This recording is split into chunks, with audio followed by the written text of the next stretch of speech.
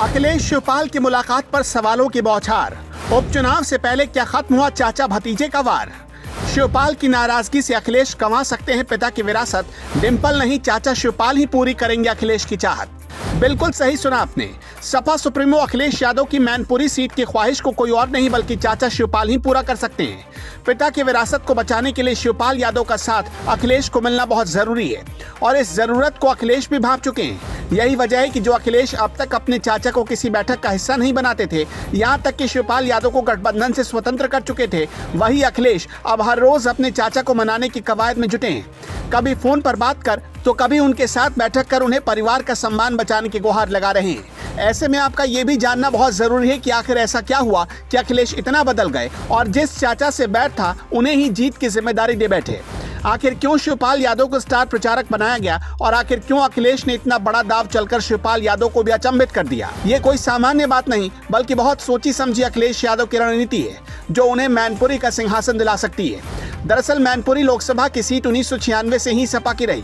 इससे पहले 2019 में सपा के संरक्षक स्वर्गीय मुलायम सिंह यादव ने इस सीट पर कब्जा किया था। उनके निधन के बाद से ही इस सीट पर उपचुनाव हो रहा है। कई बार नेताजी इस सीट से सांसद भी रह चुके थे। 2019 में भी मैनपुरी सीट दिलाने में शिवपाल का रहा अहम योगदान।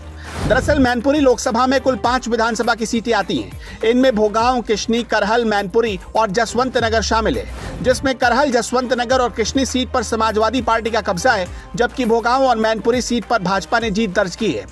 जसवंत नगर सीट से शिवपाल सिंह यादव विधायक हैं। लोकसभा चुनाव 2019 की बात करें तो भाजपा ने यहाँ 4 सीटों पर कड़ा मुकाबला दिया। 2 सीटों पर जीत हासिल की और 2 सीटों पर बहुत कम अंतर से सपा को जीत मिली।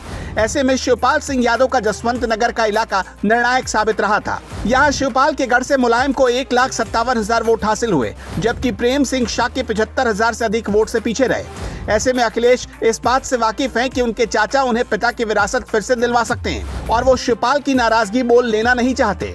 वहीं मैनपुरी उपचुनाव से पहले सपा और भाजपा के बीच वाक युद्ध अपने चरम पर है।